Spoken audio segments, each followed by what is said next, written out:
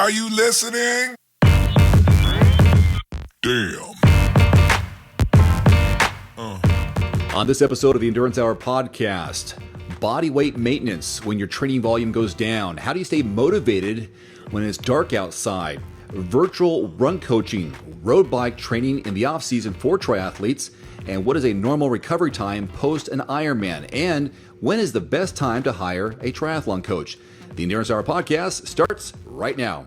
We're going to begin with some feedback from our listeners. This is from Jody in the T2 Endurance group on Facebook. She says, I'm loving these podcasts. Thank you, with a big heart. And this from Lisa, and this was an email that she sent in, Wendy. I'm a longtime listener of your podcast. I've been listening for years when you are recording regularly with Roger. Just want to let you know I am so happy you are back podcasting. I'm a triathlete and a stay-at-home mom. Your podcast lets me escape motherhood and make me feel like I'm back in the triathlon world. Thank you for all you and Wendy do. Lisa and Jody, thank you for the feedback. We will continue working hard to serve you, the multi-sport community. All right, Wendy, let's serve Tina now with her question. What tips do you have for weight maintenance when your training volume goes down? That's such a loaded question. So we are entering kind of the out of season where most triathletes training should be lower right now. And so I think as a multi-sport athlete for almost 30 years, former collegiate swimmer, I've gone through a lot of body weight issues, maybe a little bit of body image issues when I was in college, and the weight gain. We've all experienced weight gain at some point in our season, whether it's the out of season, in season. You can still get training for an Ironman or any time of the year. I think it's something we've all struggled with. It's definitely something that I've struggled with over the years. And I kind of found what works for me. I mean, I think the main thing with body, and she is definitely talking about body weight maintenance, is making sure it's all about nutrition. It has less to do with your actual volume of training. If you don't want to gain weight, you really have to dial in that nutrition. And that's going to vary from person to person, depending if they are a meat-based athlete or a plant-based athlete, what they eat. But I think the main thing, no matter what you eat, is watching your portions and making sure you don't overconsume. I mean, to make it easier, generally, weight maintenance is all about calories in, matching calories out. To lose weight, your calories in should be less than calories out. And to gain weight, your calories in should be higher than calories out. But it's not that easy. You know, as we age, our hormone level, our stress level, how much volume or little volume of training we're doing impacts our metabolism. So it's a very complicated question. Mm-hmm. And basically, I had followed up with her on email and asked her a few other questions just to get some background knowledge to see what she struggled with regarding body weight gain or not. And, I think that the main thing is just kind of being aware of what you're eating and the impact of what you eat, the consequences on how much you're eating on your body weight is important to be mindful of. It's all about being mindful of what you're doing and going back to your why. Are you trying to gain weight, lose weight, or maintain weight? And is it a percentage that we should be looking at versus the number on the scale or what we look like in the mirror? Percentage of? Your current body weight. Let's say you weighed 100 pounds and you've gained 5. Okay, that's a 5% increase. If you weigh 200 pounds and you gain 5, okay, now it's 2.5% increase. It's not that big of a deal. And on any given day, you've got 3 pounds of water swishing around inside your body. Exactly. To me, it's less about body weight gain or loss, and it's about trying to maintain a lean body mass, trying to have a lower percent of body fat and a high percent of lean muscle. And I think, and especially as we age, we definitely need to do that resistance training, strength training. There's lots of research out there. I know Dr. Stacy Sims, she wrote the book Roar for Women. She talks a lot about women as they age, as they go into perimenopause, menopause, the importance of lifting heavy weight to maintain your body weight and just to kind of maintain and the hormone fluctuation that women go through. And, if you want to change your body composition, weight training becomes a really important factor in changing your body composition. So some of this is dependent on where a person is in their age and if it's female or male? Yeah, that's going to be different. Mm-hmm. Males gaining and losing weight, it's different than a female gaining and losing weight. Keeping up a high protein. I think for males and females, keeping up a higher protein intake in their nutrition plan is also important for body composition. Tina, good question. Next up, Christina. This is perfect right now. Christina, I know, is from the Pacific Northwest, and that's where I am. And I know, Wendy, you're in the East, in Georgia. But how do you stay motivated in darker months? And here in the Pacific Northwest, it's more cloudy than most other places from my experience growing up here. And so the darkness kind of gives you that gloomy depression feeling if it's that way all the time, like it is in the Portland, Oregon, Vancouver, Washington area. And now that winter is in full effect here in North America, it's frustrating when it's 6 o'clock and it's already dark, and it's dark when you wake up. What are your tips on staying motivated in these darker months of training? I think seasonal affective disorder is real. I know people who struggle with it. The time changes. I hate falling back when we lose an hour, just because we lose an hour. It has nothing to do with daylight for me. I've never really been affected much by the daylight. Growing up a swimmer in Michigan, I was always inside. We trained in the morning, we trained in the evening, we went to school. So I grew up, I feel like, not seeing much daylight. And then I moved to Colorado in 95 because my friend said there's 300 days of sun. And I'm like, oh my God, sunshine? Because I felt like I lived, right outside Detroit in Grosse Pointe under the mostly cloudy 300 days a year was mostly cloudy. So it was a joy to me to be able to move to a place that it was mostly sunny year round. So I do understand the benefits of having all that light and, the vitamin D production and all. And that's probably mainly what it's about, is when you're out in that sunlight, you are producing vitamin D, and vitamin D is going to affect your mood. So that's something to consider. But as far as like training goes, I'm going to train, no matter what the weather's like, indoors or outdoors, because I have a strong why. I mean, there's a reason I do what I do from a training perspective, and I don't have any issues with whether it's 4 a.m., 4 p.m., 9 p.m. Like if I have a training session planned and my why is strong enough, I'm going to get it done at whatever time of day I can get it done, indoors or outdoors. That's just my personality, and that's just kind of the way I've been my whole life. So I have no motivation issues during the darker months like other people do. What about tips, some practical things someone can do? And first thing that comes to mind is turn on all the lights. If you have a pain cave, if you have an endurance cave, turn all the lights on and maybe play the music a little bit louder. That way you can simulate some brightness and get you started on the day versus having to go out and do it. Yeah. Oh, definitely. So you're asking me for tips. Yeah. I just don't know many of them because I've never had to deal with a motivation issue during the darker months.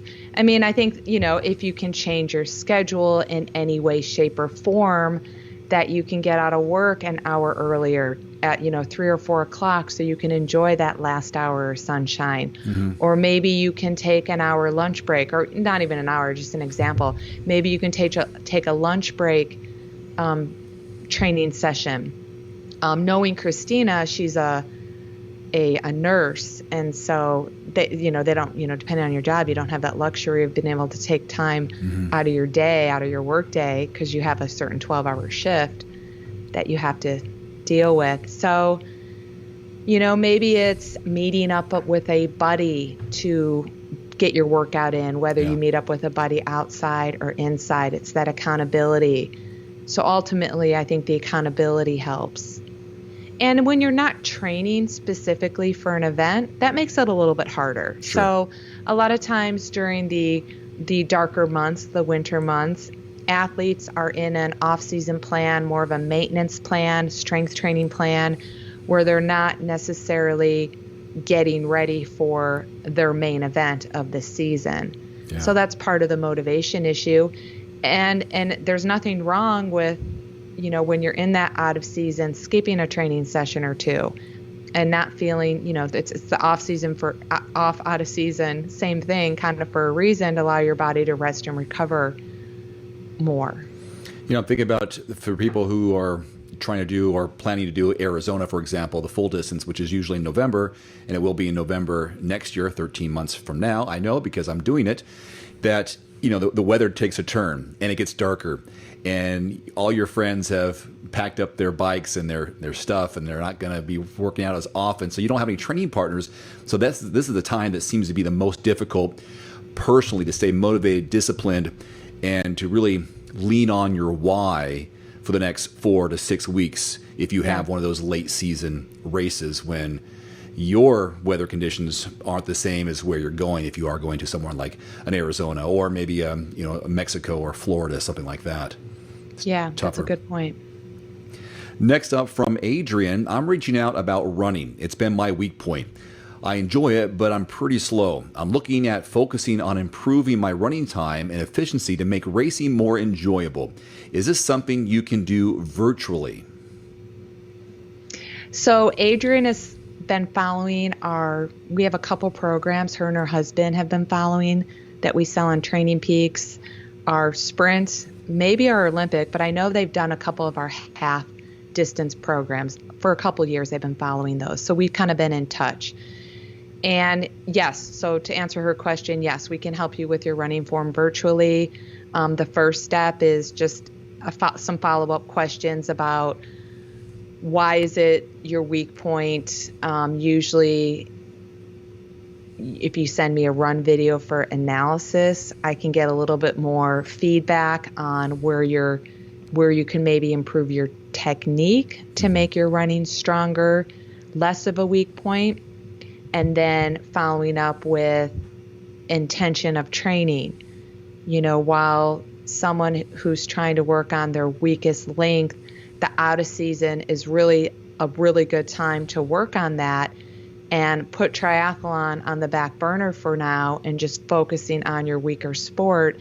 And in her case, it's running. So whether that means she's going to maybe look into one of our out of season running programs or one-on-one coaching, I'm not sure yet, but it's definitely a good time of year to be working on the weaker length.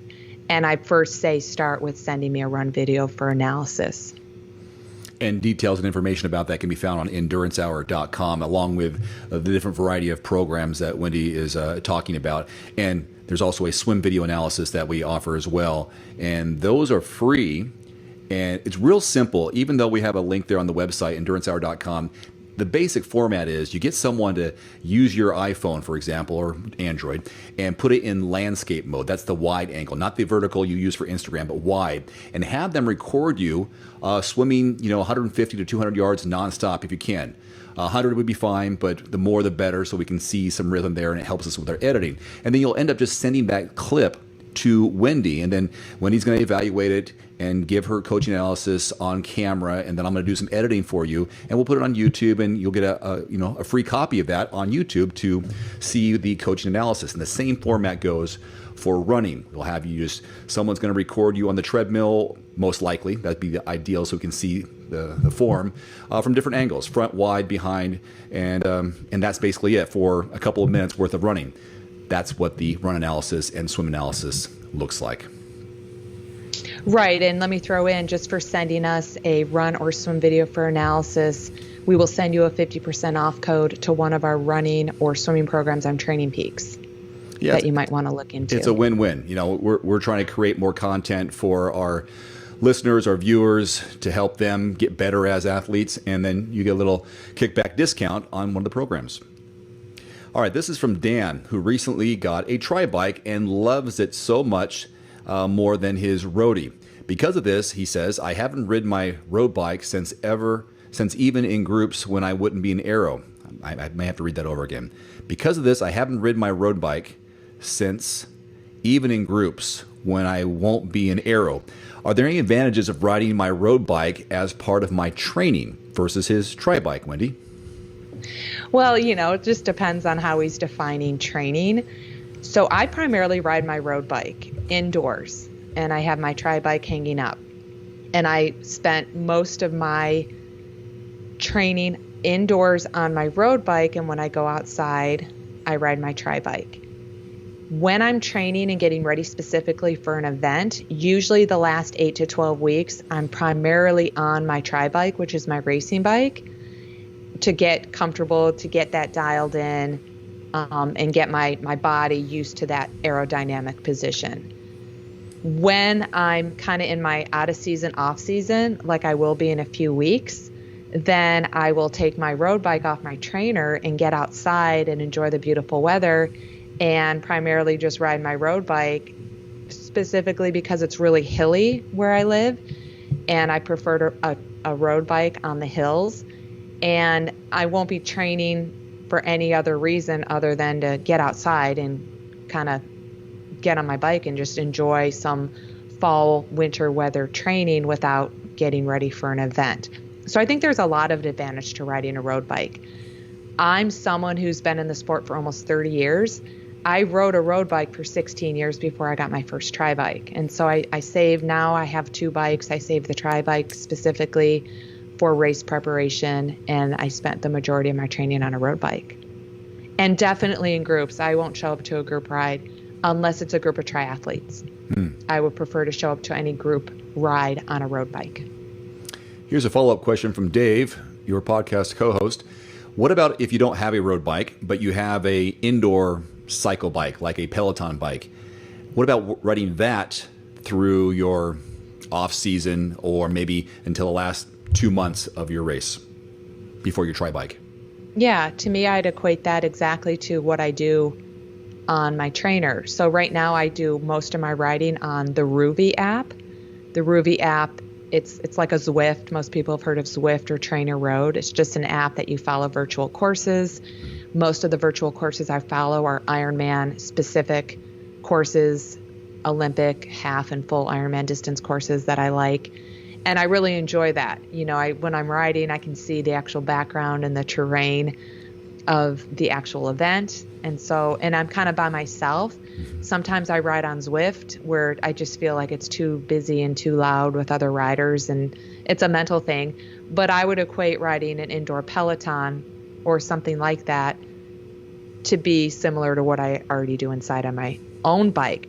The only difference for me is I'm very sensitive to bike fit, so I prefer riding my road bike or my tri-bike because I've been professionally fitted to both, whereas an indoor Peloton or an indoor spin bike, which I still sometimes in the winter will take a spin class now and then just for a change of pace, they don't fit me. And so because I'm so sensitive to bike fit and injury, I'm just one that would rather have my indoor trainer versus a Peloton. Okay. Dave, thanks you for that follow-up answer.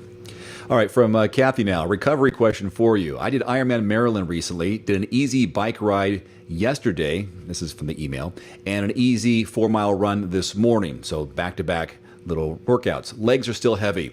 What is a normal recovery time after a full-distance Ironman? Because I feel slow.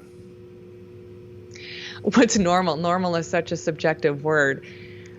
Generally, the thumb is to take a few days up to maybe a few weeks off following an Ironman. It all depends on if you have races planned after your Ironman, how you recover. So kind of it's a loaded question. But assuming you don't have any races planned, or maybe this was your first Ironman, take some time to recover. Even if you jump back on with some easy workouts, sure, you're going to be tired and sore and fatigued. I like to call it residual fatigue. I could feel just this residual, I could feel great the week after, and then it catches up to me on week 2 or week 3, where all of a sudden the emotions die down, the excitement dies down, and I'm really, really tired and I just want to sleep. So I let my body sleep. I don't feel the need to have to do anything if my body and mind don't want to.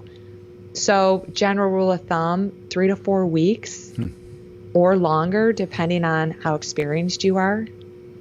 How about what have you noticed for your Ironman recovery time? I don't know if it's an ego thing, but sometimes I feel really good the next couple of days, and then I want to get out and just get some stats out there. Like, hey, I'm still working out. Just did an Ironman. I don't do that anymore, but I remember doing that before. But I would think I like your rule of thumb, and I think there's got to be some recovery exercises in there to keep the body, moving. So if these light swims to go through the motions or something to stay off your legs, because I think the running, the thing for me has been the most difficult to recover from after the marathon. So even some light spinning, but to keep going of some type of motion, nothing hard, but just to stay active. So people say, hey, I'm trying to hang on to this fitness or keep this fitness momentum going if I want to carry it into another race or another training block. But there got to be that time for the body to catch up from the pounding and the endurance zapping that it does to you over that 12 to 17 hour period. Right. So I think for me, the impact of the run, how hard or how fast I run that marathon is going to dictate and determine how well I recover and how quickly I recover.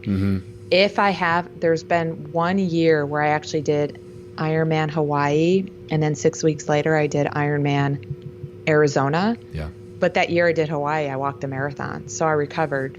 I felt recovered like the next day. Yeah. But I also know from past experiences, I've gone back into training too soon after an Ironman, and I've gotten sick. So usually, I'll give myself 2 weeks of, I'm not even going to think about racing. I'm not even going to think about working out other than easy swims, easy jogs, maybe a 30-minute spin, nothing long or intense. And then after 2 weeks, I decide, okay, where's my body? Where's my mind? What do I want to do next?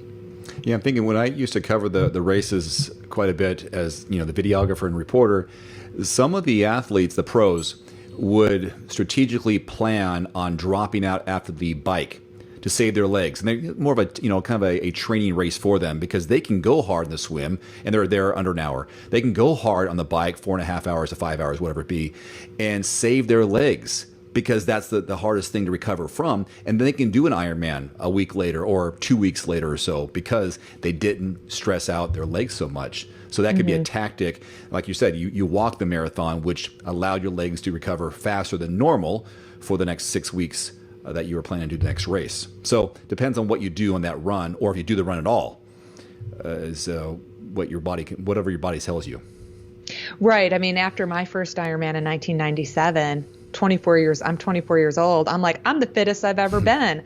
I don't want to lose this. Yeah. And that's when I didn't take a break. Oh, I was so sore. Like I was so sore for weeks, but I wouldn't stop because I didn't want to. My body wanted to, but my mind didn't want to. And then, so we're talking Kona was in October. We're talking by December, my body just shut down. And I was sick, like a chronic fatigue syndrome type sick for about 6 months. That I had to have 6 months off. I couldn't do a thing. I was exhausted. I was just, my adrenal glands, all that chronic fatigue syndrome stuff that you can look up online. That's what I experienced. And so it was a good lesson because it helped me figure out my why. I'm like, why do I do this sport? Because I felt so horrible. I'm like, I never want to do an Ironman again because of my recovery was so horrible. But, it was a learning experience, and here I am still doing it. I'm sure you can count. I'm sure you can just count or think of how many people you've come in contact with who maybe have said, I'm only doing one. Or after they've done one, they go, I'm never doing this again. And then they do it again. Something about it, doesn't it? It's like, this hurts so badly. Or this is a mistake to get into, is to think that, I did a half Ironman, I can easily do a full. No, it's not the same. These are, you do a half, fine, but you use different intensities for the full. Right. I was like, oh gosh, if you do a full, go, I'd so much rather do a half. But then it's something about the whole day, the experience of the accomplishment of it, and it's why we all sign up again. And I have a couple of people in mind right now who I'm thinking about who say, just one and done, just want to do it, check it off the list, and after they do it, they're hooked. It's the community. It's the other people who are doing the training that you now know what you're missing out on. That camaraderie of let's all train together for this big event, and then we go to the event and make it an activity, make it an experience, a memory. Yeah. One final question for this podcast today, and this is from David, not me, David, but a different David. Thoughts now that the season is over, he writes. Any input on getting a tri-coach early to train in the off-season to lead up to the goal of a full Ironman next year? It sounds like my question, actually. This is exactly what I'm thinking about for me, but it's not me. What's your thought? What's your response to David's question? I think anytime you're thinking about getting a coach is the time to start thinking about getting a coach. The benefits of coaching are accountability and education. And so if you're someone out there that's just struggling with all the information, I mean, especially with social media now, I think there's just an abundance of information from credible coaches as well as non-credible athletes. And so if you're like in social media groups such as Facebook groups and people are talking and, you know, we tend to get caught up in the excitement of what someone else is saying about their experience for an Ironman, whether they have a coach or not. I think what the coaches, at least what I do as a coach, is kind of narrow in on the athlete. I'm very athlete centric. I create the plan around their experience, goals, and time available to train and what their why is, you know. So if you're feeling confused, overwhelmed, if you're not getting it done on your own, if you have a lot of questions because a lot of people are giving you different answers to your questions, then definitely don't wait until next season to hire a coach. Hire a coach now, because the off season is a really still important part of the athlete's annual plan for, you know, single sport training, strength training, getting into better nutrition habits, sleep habits, and, you know, just kind of getting back on track. You know, it might be good. I've done this for a few years as well, but looking back at the early triathlete, it might be smart to hire a coach with a flat fee for the season. And that way you don't worry about those monthly payments or make it, you know, spread it out over the whole year, but maybe hire a coach for the season. That way you don't have a lot of interaction with them in the off season, but they can plan and structure your off season. And then you contact and follow up every, you know, so many weeks. And then when it starts to get into your training, then you're going to have that constant daily probably interaction with it through Training Peaks or text messages or something like that. But that way the coach knows you and where you've been, where you started, and where you're going, and they can guide you intelligently and give you smart answers based on what you've done, where your current fitness is, how your why is always evolving, and then leading up to your race. I think that would be a smart idea to get one and stick with that person for one full season. Trust it, and then evaluate whether or not that type of plan would be good for you the following season, for example. Yeah, I agree. Coming from a coaching perspective, it's hard to get to know an athlete in 12 weeks or even 6 months. I mean, it takes a full season of an athlete doing multiple races, providing feedback, communication, and just kind of getting on the same page. It takes time to develop that relationship with an athlete. Yeah, and if you're an athlete, keep good notes with your coach. That way they can see your tendencies and evaluate and recognize what your patterns are. So if you leaving notes like, hey, I slept in today, or I wasn't feeling well, or this is what I ate, or here's what my training load was, here's what I skipped, here's how much I actually worked out this day, then they can see how you are evolving as an athlete. And sometimes your second season with that coach is probably better than the first season, because now they've seen you through a full season. Numbers are one thing, but you know, that personal interaction, that one-on-one communication of learning who they are, both of you, learning who your coach is, how they coach, and that coach learning what you respond to and how to coach you, whether it's motivation, whether it's certain type of workouts to push you to back off. These are all things it's a relationship building, isn't it? It's definitely relationship building, and the communication is so important. And again, looking into the out of season, off season, fall, winter, it's all the same thing. It could be a confusing time of year of what you should be doing and what you shouldn't be doing. And a lot of that is based on, well, what did you do the last, 6, 9, or 12 months? What was your previous season like? What is your current life commitments like? What are your priorities? What's your goals and experience? So, there's just a lot involved in developing a plan for any athlete. What a great group of questions today from Tina, Adrian, Christine, Dan, Kathy, and David, and also some of the feedback from Lisa and from Jody today. Thank you so much for helping create this podcast in terms of the questions and content that we are sharing. If you have any, please let us know on social media. Join us in the T2 Endurance Group on Facebook or on Instagram. You can find us all over the place. So that's going to wrap up this episode of the Endurance Hour Podcast 334. For Wendy Mader, I'm Dave Erickson. Have a great week of training or racing or recovery. Hope to have you back here next time. Adios. Adios.